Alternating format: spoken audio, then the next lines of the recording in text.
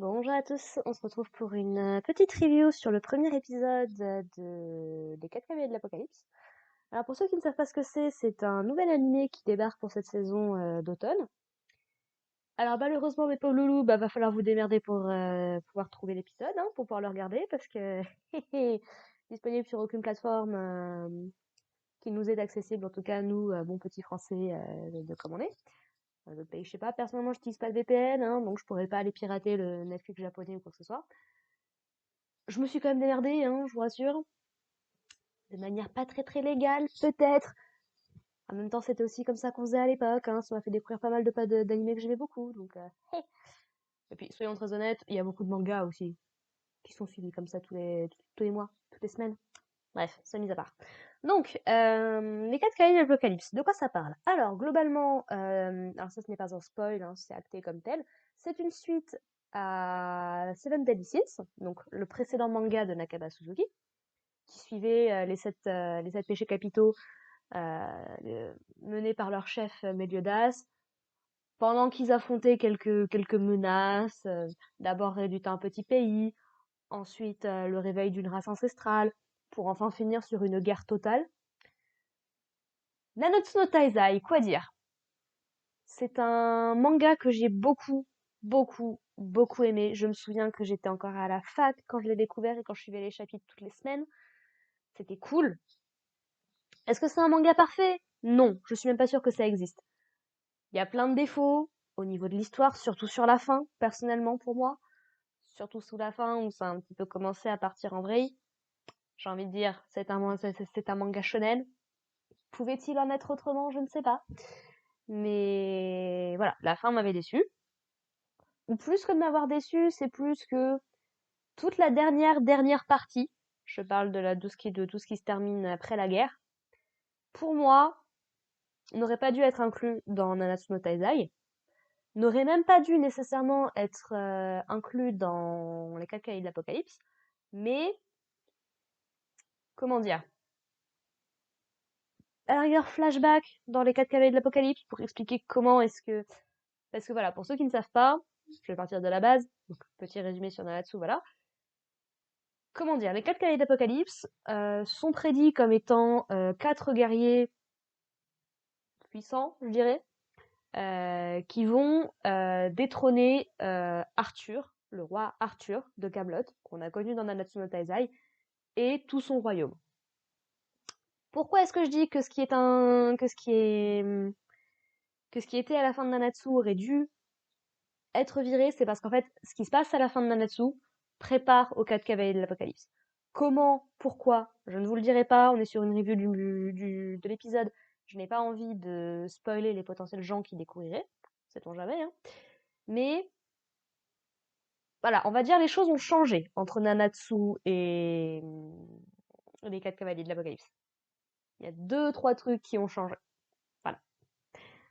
Truc intéressant également, ça je peux vous le dire, c'est pas nécessairement un spoil, mais un peu comme à l'image de Boruto, les personnages qu'on a connus dans Nanatsu, certains referont des apparitions dans les 4 cavaliers de l'Apocalypse. Du coup, quand tu connais l'œuvre de base, ça fait toujours plaisir de la revoir, tu te dis, ah, pour certains, tu te dis, ah, franchement, t'as changé en bien, c'est cool et tout. En tout cas, t'as évolué dans le bon sens et tout. T'en as d'autres, tu te dis, Nakaba, pourquoi? Notamment un personnage, mais je ne reviendrai pas là-dessus pour l'instant, et très certainement pas sur cette saison 1. Par rapport à l'épisode en lui-même, après cette petite intro sur qu'est-ce que les 4 cavaliers de l'Apocalypse, on suit un jeune homme qui s'appelle Percival, ou Perceval, qui est un jeune homme qui vit avec son grand-père sur une espèce d'énorme montagne à la verticale qui s'appelle le doigt de Dieu. Percival est déjà un gamin naïf, qui est plutôt bien là où il est, qui a pas nécessairement envie de partir à l'aventure, et relativement fort. Et en gros, bah, le jour de ses 16 ans, son grand-père lui dit: «Mais tu veux pas aller explorer? Il y a un royaume en dessous qui s'appelle le Britannia et tout, tu veux pas?» Non? Non? Bon, bah, tant pis. Et alors que secrètement, Percival, il a quand même envie, il se dit: «Ah, ça doit être bien», parce que son grand-père lui parle d'une forêt labyrinthique dont on peut pas sortir, d'une dame du lac qui envoûte les gens, euh, d'un homme qui flotte dans une barque, de quoi d'autre? Je sais qu'il parle de deux, trois trucs qu'on connaît, quoi. ou en tout cas qu'en ayant lu le manga, voilà. Mais en fait, du coup, bah, ça donne envie à Percival d'y aller, mais il ose pas, il est bien avec son grand-père, il veut pas lui faire de peine, tout ça, ça. Et puis, bah, c'est là où le drame arrive. Vous devez bien imaginer comment va partir l'histoire, hein. Un homme en armure débarque, visiblement un ancien compagnon du grand-père de Perceval, qui n'est pas exactement la personne la plus sympathique du monde, soyons très honnêtes. C'est un des chevaliers d'Arthur, qui justement nous révèle un petit peu cette prophétie sur les 4 cavaliers de l'Apocalypse, et qui se dit, bon, dans le doute, t'es peut-être un de ces chevaliers, donc tu vas me faire le plaisir de mourir. Et c'est malheureusement ce qui arrive, le grand-père de Perceval meurt dans une scène. Je suis très, très, très heureuse que la censure ait foutu le camp de cet animé. Parce que j'aime beaucoup Nanatsu, hein, soyons très honnêtes, mais j'ai arrêté de suivre l'animé à la fin de la saison 2, parce que de 1, c'est criminel d'avoir rushé la fin de la saison 2 comme ça. Voilà. Ce qui se passe à la fin de la saison 2, pour ceux qui ne savent pas, l'épisode 18, je crois, quelque chose comme ça, aurait dû être la conclusion de la saison 2. Je ne comprends même pas comment est-ce qu'ils ont eu l'idée de continuer, et bref. Et alors, à partir de la saison 3, alors, entre l'animation qui ne suit plus la route, et la censure, parce que Nanatsu nous avait habitués à avoir du sang, mine de rien, quand même, et ben, quand le sang devient blanc, comment dire, ça perd un certain impact. Là, dans les 4 cavaliers de l'Apocalypse, le sang est là, et je vous assure que ça ne se prive pas de montrer des trucs, sans dire gore, mais au moins violents. Vraiment, ce qui arrive au grand-père de Perceval, j'avoue que ça m'a surpris, quoi. D'ailleurs, si vous ne savez pas, j'ai fait une petite réaction à l'épisode. Je ne sais pas si elle va survivre. Je fais un test. Au pire, vous aurez la review pour vous y référer, mais on verra bien. Mais ouais, bah, pourtant j'ai lu le manga, hein. J'ai lu le manga Les 4 cavaliers de l'Apocalypse, mais bah, j'ai lu quand c'est sorti, il y a 2 ou 3 ans en arrière maintenant. Et j'ai jamais relu, parce que j'ai d'autres trucs à lire à côté. Donc, il y avait 2, 3... Je sais globalement où va l'histoire, et j'ai quelques chapitres de retard également. Mais voilà, je suis pas...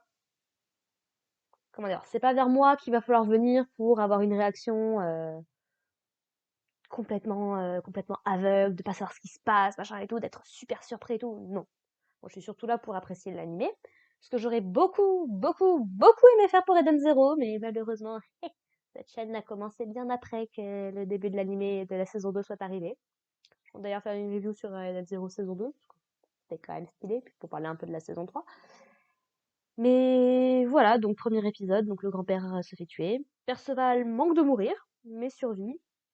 Et son grand-père lui confie, il avait fait un petit paquet en disant voilà pour ton aventure, des habits, des machins et tout.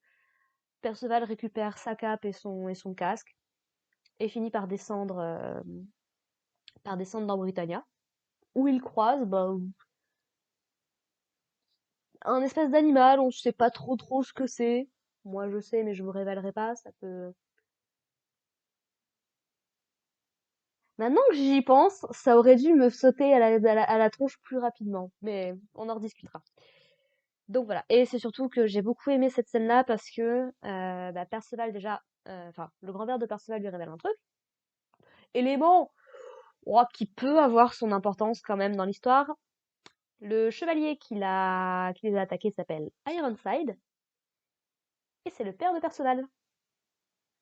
Voilà, voilà, meilleur père du monde, hein, visiblement.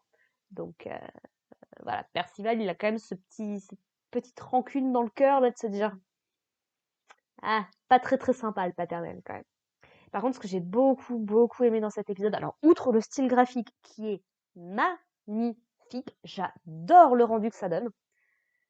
Je saurais pas expliquer ce que c'est dedans, je sais pas si c'est dans les traits, si c'est dans les couleurs, si c'est... Je saurais pas dire. J'adore le style, qui est très différent de Nanatsu no Taizai, alors surtout les dernières saisons. Bon, vous me direz, je les ai pas vues, mais j'imagine. Mais surtout des premières. Et même au niveau de l'intrigue, de la façon dont l'histoire est développée et tout, ça, c'est très différent du premier épisode de Nanatsu. Donc, c'est cool. En tout cas, j'espère que les gens vont s'y intéresser. Je sais bien qu'il y a plein de controverses, de machins, oui, il y a de la pédophilie, il y a des lolis, il y a du fanservice, machin. Est-ce que vous débarquez dans le monde du manga ou de l'animé? Je veux dire, personnellement, hein, j'ai commencé un petit peu à me revoir Naruto. Des choses qui ne me choquaient pas il y a 15 ans. Aujourd'hui, j'avoue que voir Naruto, qui je rappelle a 12 ans au début de l'histoire, hein, se transformer en femme sexy, et qu'en plus ça ait de l'effet sur les gars du coin, non, non, non. C'est un problème récurrent dans la Japanimation et dans le monde du manga en général. Pourquoi est-ce que Mashima ou Nakaba Suzuki sont particulièrement pointés? Je ne sais pas. Haine injustifiée peut-être. Mais voilà. Ne parlons même pas de One Piece. Beau Dieu. Je rappelle que Nami, elle avait 18 ans hein, au début du manga. Généralement, à 18 ans, hein, pour ces messieurs et ces messieurs et ces dames qui ne le sauraient peut-être pas, la puberté, elle est finie. Hein. Donc la poitrine, elle n'est pas censée pousser de plusieurs bonnets. Mais bref, c'est un autre débat.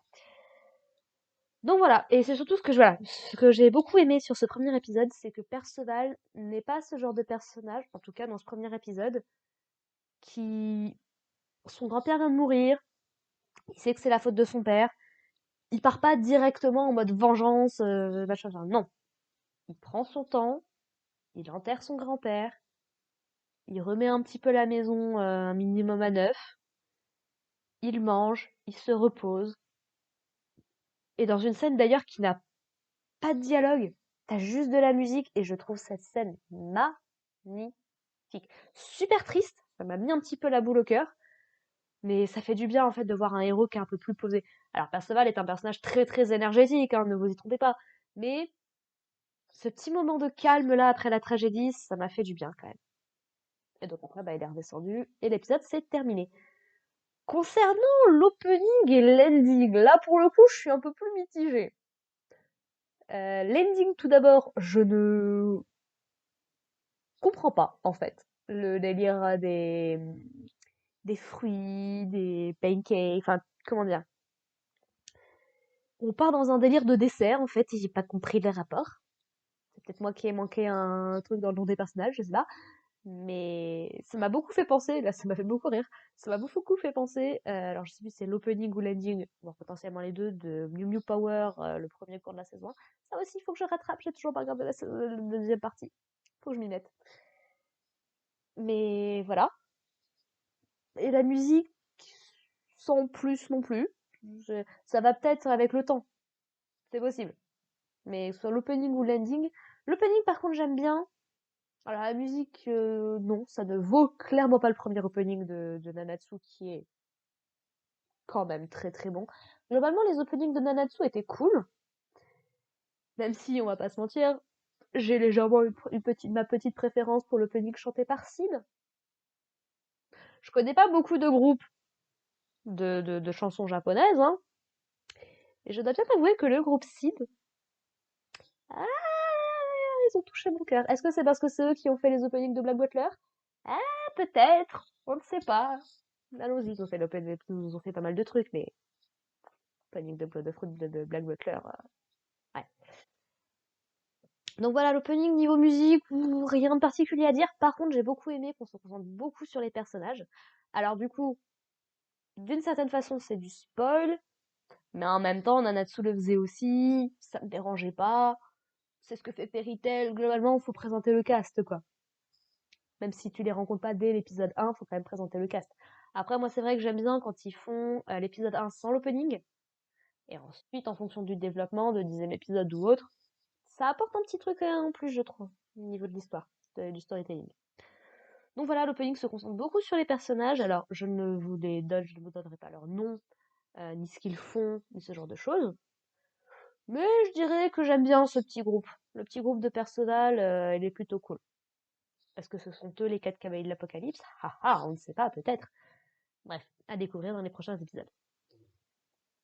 Voilà, c'est à peu près tout pour cette petite review de l'épisode 1 des 4 cavaliers de l'Apocalypse, qui est très certainement le seul animé de l'automne que je vais suivre. Déjà parce que je suis plus vraiment les animés, les sorties et que j'ai pas vu grand chose qui m'intéressait. Et parce que je n'ai pas le temps. C'est surtout ça. Donc bon. Puis il faut que je rattrape Boruto à côté et tout. Oh, trop de trucs à faire. Mais voilà, donc bah, on se retrouve la semaine prochaine, je pense. Normalement, ça devrait quand même être jouable. je crois que les épisodes sortent le dimanche. Donc franchement, une petite review le dimanche, ça se fait. Voilà, donc pour la suite des 4 cavaliers de l'Apocalypse. J'espère que... Peut-être que vous tomberez sur cette vidéo, hein, on sait jamais, parce que je fais pas beaucoup de vues, mais si je peux informer les gens, c'est cool. Et puis bah, j'espère que vous donnerez une chance à cet animé, si vous arrivez à le trouver, ou si vous attendez que ce soit en accès libre, peu importe qui c'est qui garde cet animé là comme un truc. Je sais pas, ça m'énerve. Pareil pour Eden Zero, la saison 1, il y a 2 ou 3 ans en arrière là. Bref, voilà. Bah, j'espère que vous découvrirez les 4 clés de l'Apocalypse, ou vous serez au minimum curieux. Peut-être jeter un coup d'œil au manga aussi. Les dessins de Nakaba Suzuki sont toujours très appréciables, donc si les animés c'est pas forcément votre truc, ou que vous savez, vous avez le traumatisme de Seven Deadly Sins, tout comme beaucoup ont eu le trauma de The Promised Neverland saison 2, jetez un petit coup d'œil au manga, ça coûte rien. Voilà, et bien sur ce, portez-vous bien, et puis on se retrouve la prochaine fois pour soit une prochaine vidéo, soit la suite des 4K et l'Apocalypse. Voilà, portez-vous bien, bye.